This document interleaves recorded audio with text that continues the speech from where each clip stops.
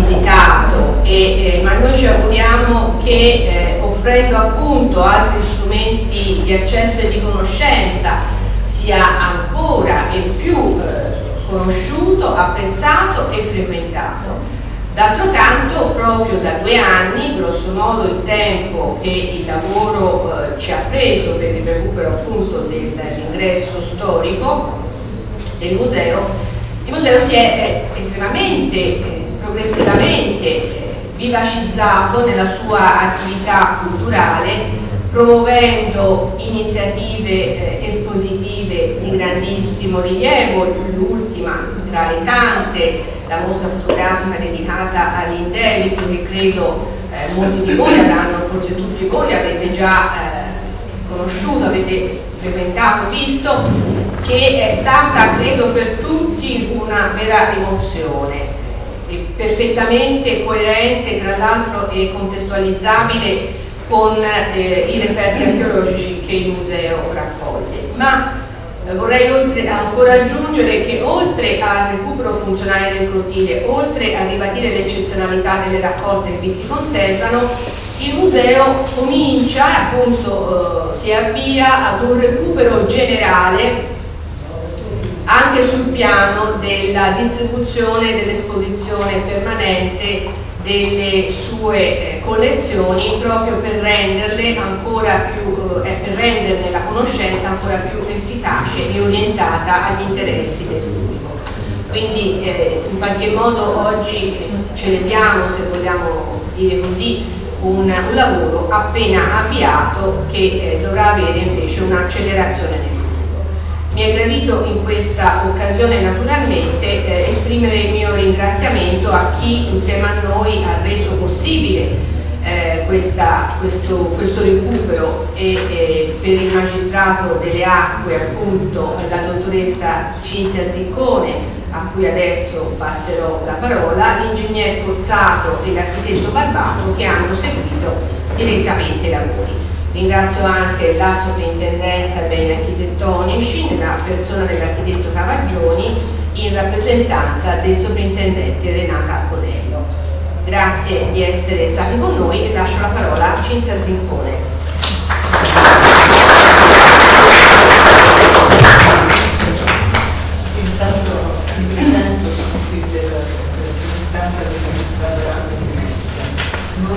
Non sono un tecnico, quindi non sono un esperto di lavori, di restauri, neppure di musei. Però ci tenevo moltissimo a esserci sia come persona che come istituzione, fondamentalmente per 2 motivi. Mi spiace di non prolungarmi sugli aspetti specifici di questa iniziativa, ma ritengo che siano molto importanti. Credo che questo sia stato un esempio veramente valido di collaborazione interistituzionale. Abbiamo avuto questo risultato che molto apprezzato, grazie a questa sinergia. Noi viviamo in un sistema veramente complesso, dove c'è una stratificazione di norme, una stratificazione soprattutto di competenze, abbiamo una geografia istituzionale e amministrativa che credo non possa essere affrontata in un corso di laurea specifico. E quindi se da una parte appunto abbiamo comunque una rigidità, perché la norma è per sua natura rigida e le competenze lo sono altrettanto,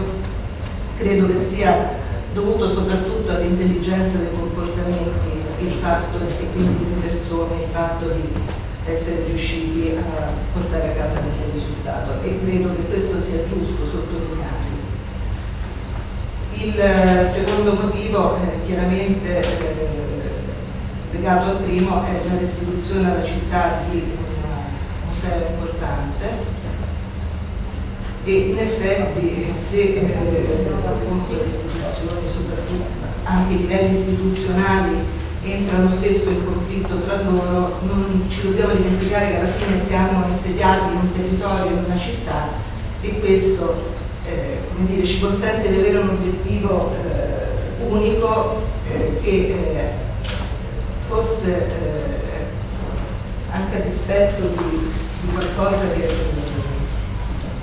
rispetto alle nostre attività più comuni che vedono cifre elevatissime,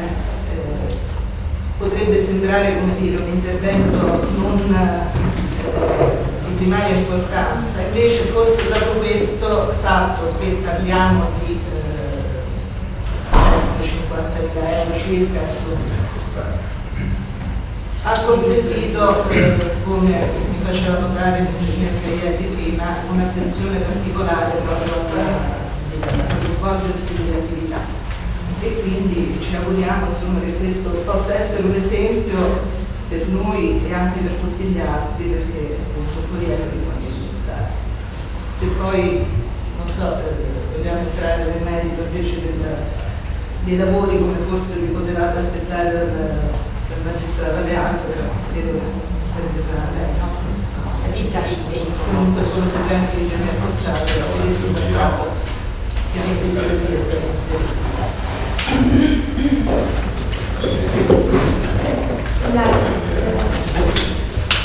La scaletta prevedeva che adesso la soprintendenza ai beni architettonici insieme alla ditta Icona, che sono proprio coloro i quali hanno una la sorveglianza, l'altro ha eseguito la nota manus del magistrato alle acque, ha eseguito il lavoro, vi illustrano un attimo i lavori e poi si scende giù perché loro faranno proprio la visita guidata, quindi siamo anche in una zona nel cortile vero e proprio, lo vediamo bene, fa anche meno caldo rispetto qua, quindi questa è la nostra scaletta. Daria Carragioni e Stefano Rodoni. Va bene, allora io tanto ringrazio molto la sovrintendente della dottoressa Damiani e la dottoressa Stigliani di questo invito. Porto i saluti del sovrintendente degli architettonici di questo governo che era purtroppo impegnata in un'altra riunione istituzionale, ma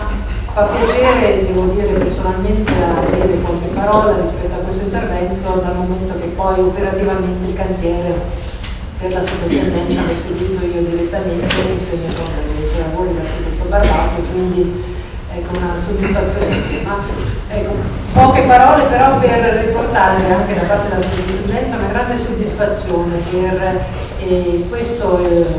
completamento di questo restauro, che è un risultato invece credo molto importante perché costituisce un ulteriore tassello che va a integrare il mosaico dei molteplici interventi che nel corso degli ultimi 10 anni sono stati realizzati da parte della sovrintendenza, in parte dal magistrato alle acque e in alcuni casi anche in modo coordinato e condiviso, sovrintendenza del magistrato, e in attuazione del progetto generale di messa in sicurezza strutturale e impiantistica, ma anche di restauro e di rifunzionalizzazione del compendio demaniale di Palazzo Reale, di cui per appunto lo scalone scamuziano e il cortile del museo archeologico fanno parte.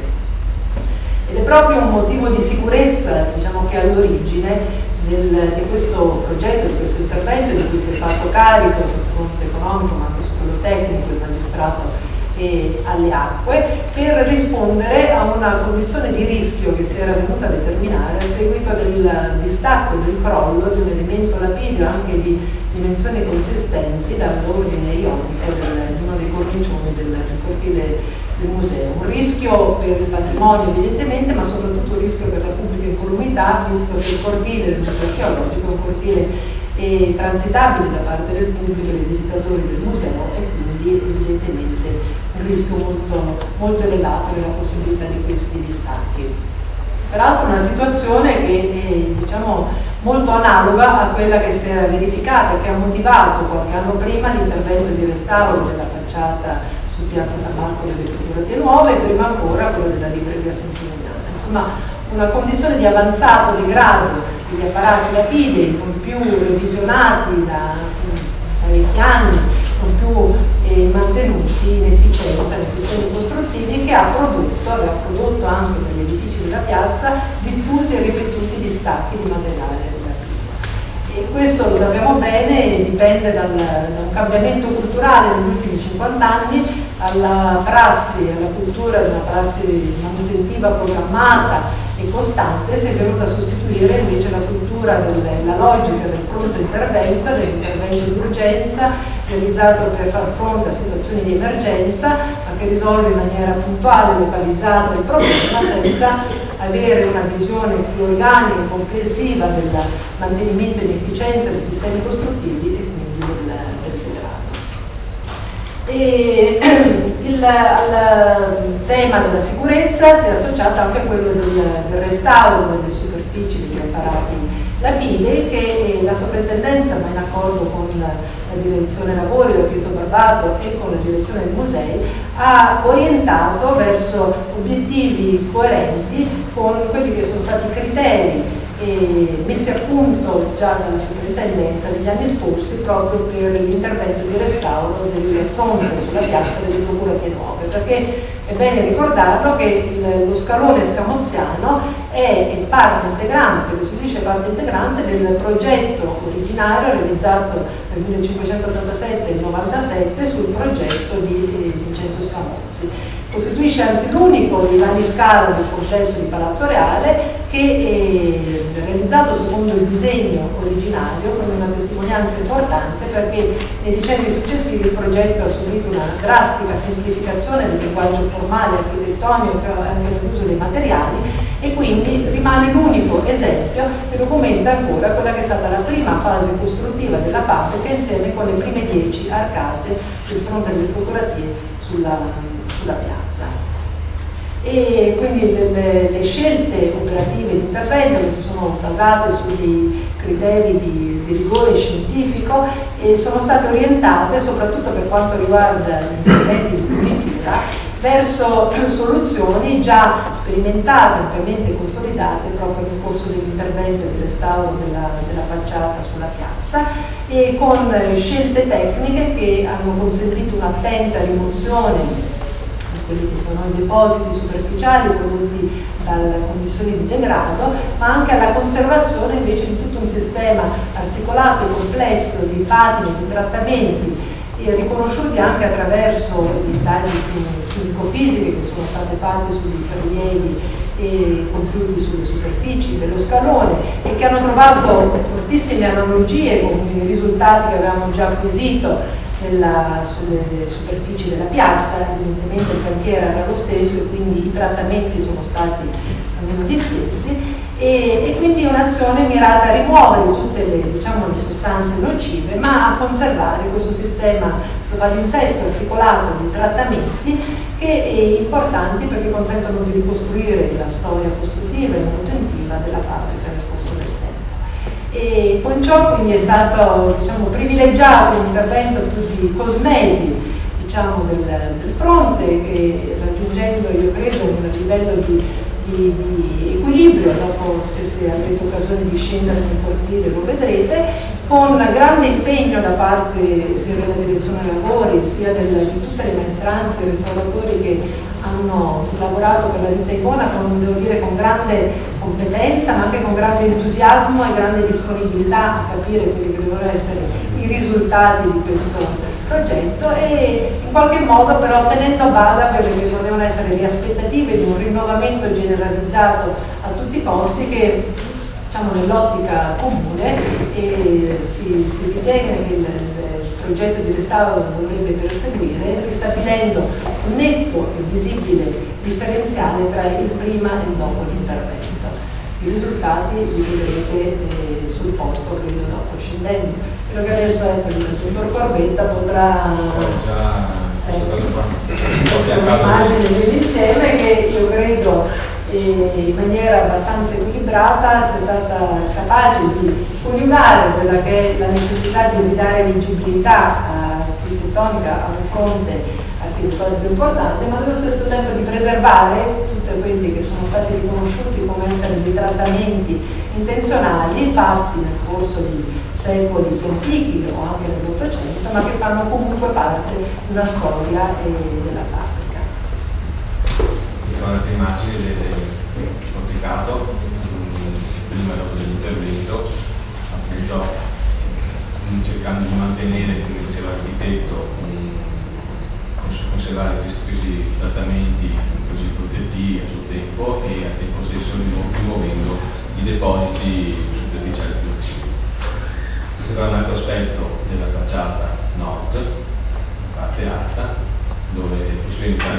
subsistino nella parte dell'incontro. E adesso entreremo un attimino più nel dettaglio per quanto riguarda le problematiche che abbiamo dovuto affrontare nel momento in cui ci siamo avvicinati affacciati con i ponteggi e abbiamo rilevato esattamente quali potevano essere le situazioni. Ecco, in questo caso qua io ho tutta una serie di immagini, abbastanza velocemente, ma immagini che sono le più esaustive per quanto riguarda la situazione come si è presentata a livello superiore. Cioè la situazione della cornice di Ronda, nel rosso della cornice di Ronda, gli elementi, logicamente, i bodiglioni di sostegno della cornice di Ronda che erano quasi tutti interessati da microfratture o lesioni passanti. Questo è un esempio di alcuni modiglioni, appunto, come li abbiamo trovati noi tutti siamo avvicinati alla cornice di Ronda, e così per molti altri elementi architettonici presenti sulle facciate. Questa sequenza qua sono le immagini mentre stiamo lavorando. Questa cosa abbiamo consolidato con una barra inossidabile la testa di questo bottiglione. Questo qua è un altro bottiglione sempre interessato dalla frattura con inserimento di barra d'acciaio inox, sempre utilizzando i prodotti possibili come adesivi. E questa qua sono serie di incollaggi di inserimenti di barre. Situazioni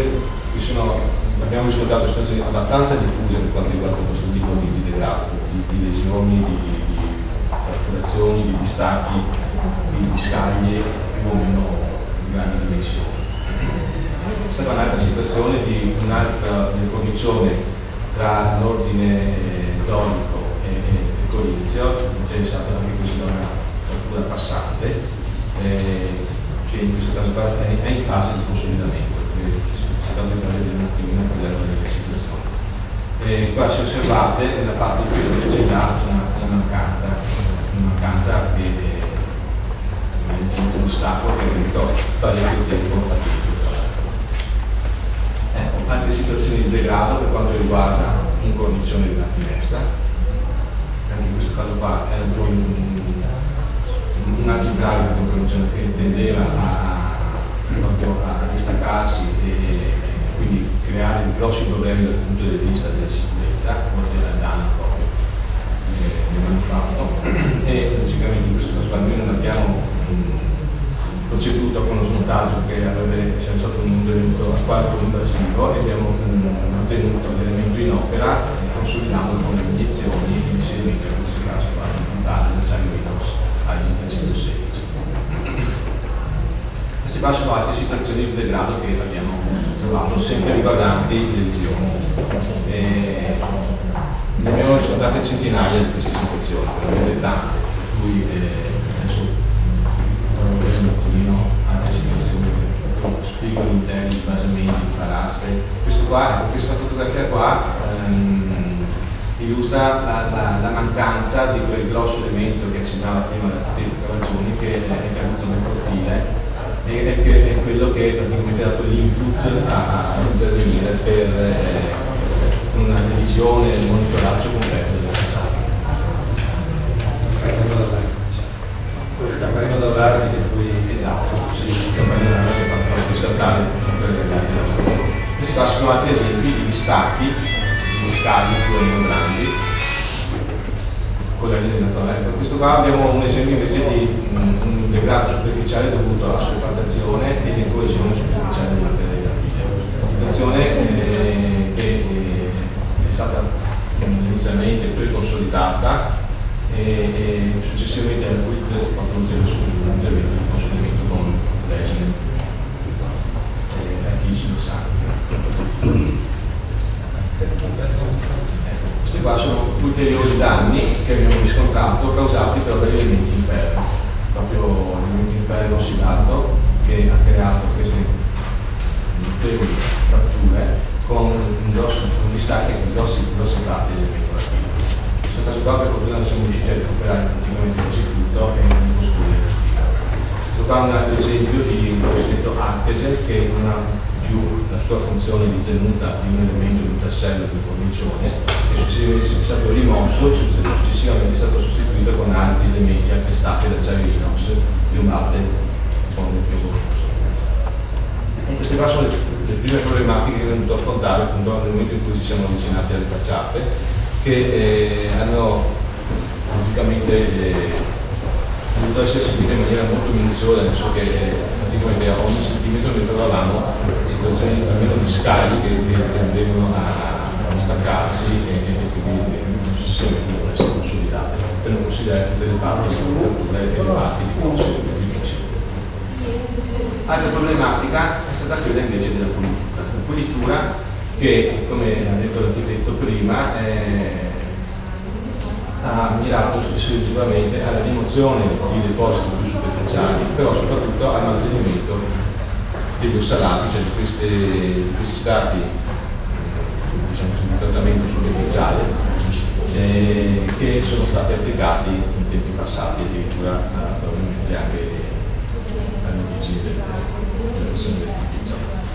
Per arrivare al risultato del mantenimento di questi ossalati abbiamo dovuto intervenire in maniera molto graduale, quindi con passaggi continui da semplici lavaggi iniziali con banchi a base di carbonato d'ammonio dosati nel tempo e nelle percentuali, per arrivare gradualmente al livello desiderato, perché ogni superficie interessata da questi depositi aveva praticamente una situazione a sé stante, per cui bisognava intervenire in maniera molto mirata, molto localizzata e in maniera molto generalizzata. E quindi seguire attentamente zona per zona gli interventi che appunto oltre a livello di pulitura necessario questo qua è l'esempio invece di un interno, di una finestra che era stato a suo tempo dipinto con strati di pinture varie e passato dalla rimozione dalla pittura, alla parziale rimozione della pittura e all'elemento finito, dove possiamo vedere che siamo riusciti a mantenere un minimo del trattamento che a suo tempo era stato applicato. Anche in questo caso qua abbiamo un esempio di pulitura delle pareti, un esempio della colonnina amministrativa dell'intervento con i pacchi localizzati dove abbiamo riscontrato gli spessori maggiori dei depositi superficiali e questo qua è il risultato all'intervento di pulitura dove abbiamo cercato di mantenere questi trattamenti nel limite possibile dalla rimozione dei depositi superficiali in intervento. Altro esempio, un altro modellone di una finestra prima dell'intervento. E questo qua è una data che è stata rilevata nell'intradosso del cornicione appunto al di sopra delle finestre dell'ultimo mezzato, dove riporta appunto la data del 1855, la data in cui sono stati eseguiti degli interventi diciamo così, di manutenzione e di maneggiamento diciamo così, delle facciate e abbiamo appunto fortunato con l'esperienza del mantenimento di questa Posso aggiungere proprio il 1855 è l'anno in cui hanno iniziato un progetto di restauro che ha interessato tutta la parte delle facciate della Procura dei Nuovi sulla piazza, che è durato più di 10 anni, in cui abbiamo trovato il progetto con tutte le tipologie di interventi, rilievi, descrizione di materiali e prodotti utilizzati e evidentemente nello stesso anno, facendo parte dello stesso complesso architettonico, hanno restaurato anche lo scalone. Questa qua invece è la situazione degli intonaci come si presentavano inizialmente, con esclusivamente i lavati e tubati da tanchi di biodeteriogeni, fotografia di un'area tra due basi di paraste, questo qua particolare, questa qua è la situazione di come si presentavano in alcune parti l'intonaco, estremamente livellato con mancanza e camite, la fase di consolidamento attraverso miscele di millesimi dei classi e quel foto di prima e dopo l'intervento di tutti gli spiegatori. Anche in questo caso qua l'intento è stato quello di conservare assolutamente il più possibile l'intonaco esistente, però risanandolo, consolidandolo e proponendo la colonnina presente. chiuso per quanto riguarda la parte tecnica della questione. Bene.